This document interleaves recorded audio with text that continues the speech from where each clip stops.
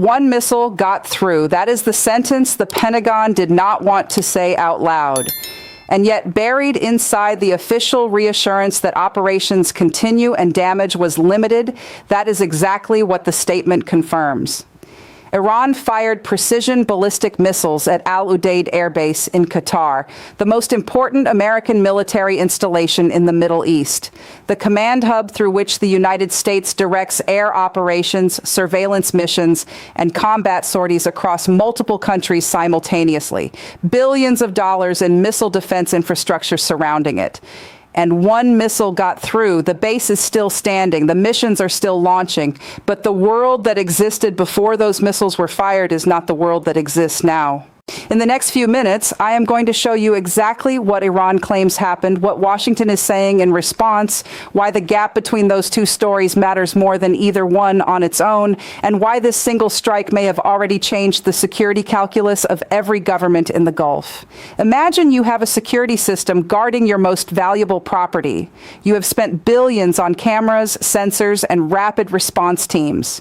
You have told everyone in the neighborhood your building is untouchable. Then one night, someone shoots directly at it. Maybe the system stops most of the attack. Maybe some debris ends up inside the fence, but everyone on the street just watched somebody take the shot. And now every single neighbor is asking the same question. If they can hit that building, what does that mean for mine? Hold that thought, because that is exactly the question every Gulf state is running through its security calculations right now. Drop your answer in the comments. Does a strike on Al-Udeid change the equation for countries hosting American bases, even if the physical damage was limited? Let us rewind the clock. Al-Udeid sits southwest of Doha in Qatar. It is not just another airfield. It is the central nervous system of American air power across the entire Middle East. The base hosts the Combined Air Operations Center, the CAOC, which coordinates the full spectrum of American and coalition operations across the region: surveillance flights, combat sorties, aerial refueling, electronic warfare, intelligence collection, all of it fused through this one command hub. For years, Iranian commanders publicly warned that American bases in the Gulf were within range and would be targeted in a major conflict.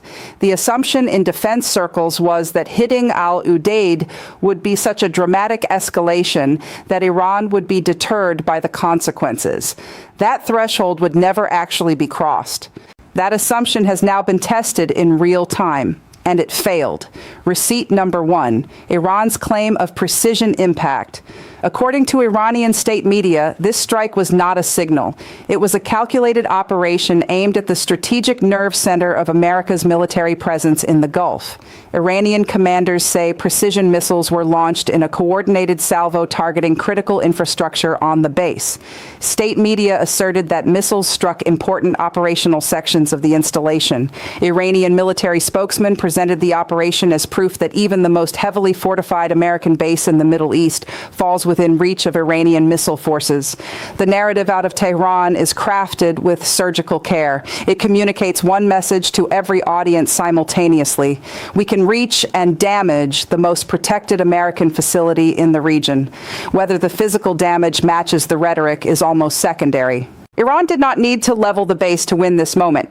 It needed to show the room that the shot could be taken, and it took the shot. Receipt number two. Washington's counter-narrative of limited damage. American and Qatari officials confirmed that missiles were launched toward Al-Udeid, but diverged sharply from Tehran's account. According to U.S. defense sources, air and missile defenses successfully intercepted several incoming missiles. They acknowledged that a ballistic missile struck the base and debris landed inside the perimeter, but the official line held, damage was limited, operations continue. Key command functions remain fully active.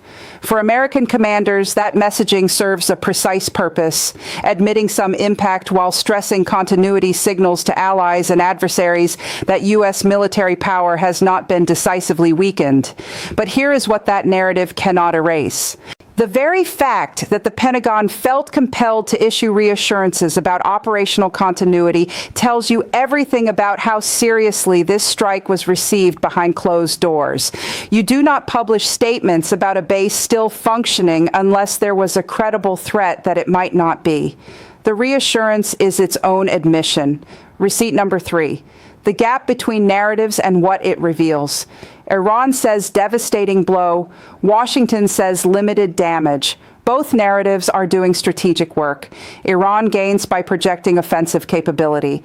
The U.S. gains by projecting resilience. But underneath both stories is a reality neither narrative spells out directly. A threshold has been crossed.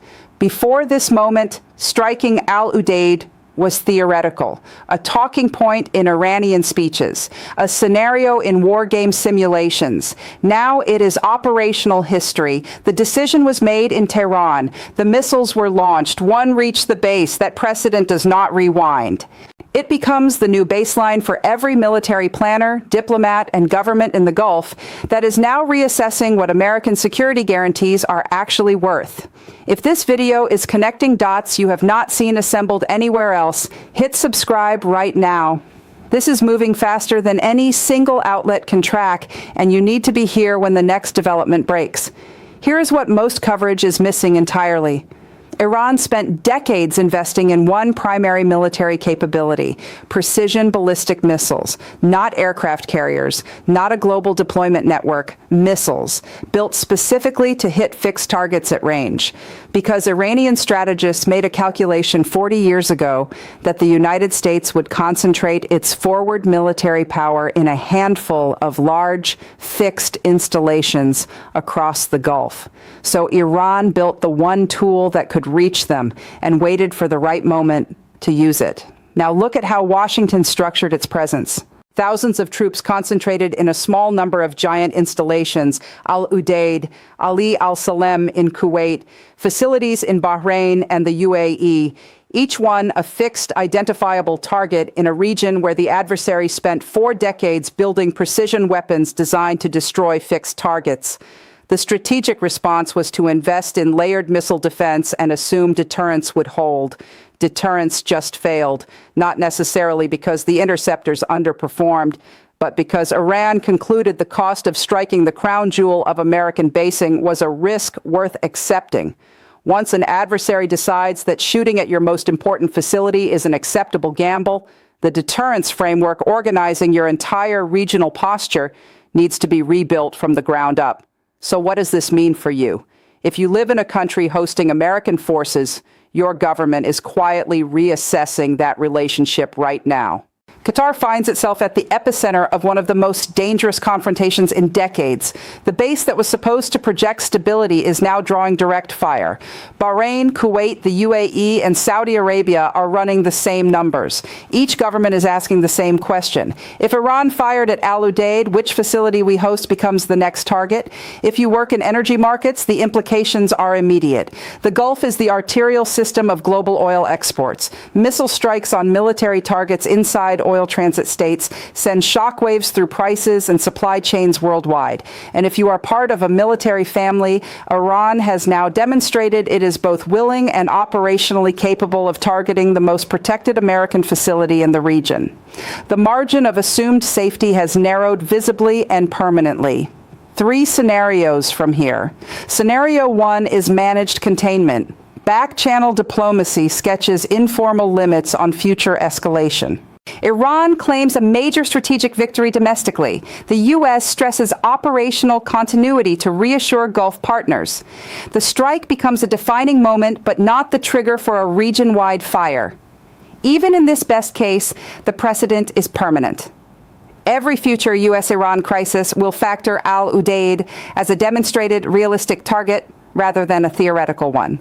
Scenario 2 is regional realignment. Gulf governments quietly renegotiate the terms of American military presence on their territory. Some press for dispersal of forces to reduce target concentration. Others accelerate conversations with alternative security partners, particularly China, already deeply embedded in Gulf energy infrastructure. The American basing network that defined the region's security architecture for decades could begin contracting, not through dramatic announcements, but through gradual erosion of host nation unwillingness to absorb the targeting risk. Scenario 3 is the escalation spiral. According to reports circulating across multiple outlets, Washington is assessing potential responses with options that could include direct action against Iranian launch sites. If retaliation follows and Iran responds with additional salvos against Gulf bases or energy infrastructure, each exchange produces more damage, more casualties, and more pressure on Gulf governments to choose sides or expel American forces entirely. Energy markets spike violently. What began as a strike on one base becomes the ignition point for a regional conflagration that reshapes alliance architectures and the distribution of military power for a generation.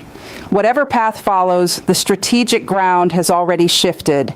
The belief that Al-Udeid was effectively untouchable, the assumption that organized the entire American military presence in the Gulf around concentrated forward basing, has been tested publicly and found to have visible limits. Iran identified a vulnerability 4 decades ago. Built a weapon for 4 decades, waited for the right moment, and used it against the target it was always designed to reach. The neighborhood watched somebody take the shot at the most protected building on the street, and now every neighbor is running the same calculation. Did Iran prove that American power in the Gulf is fundamentally vulnerable?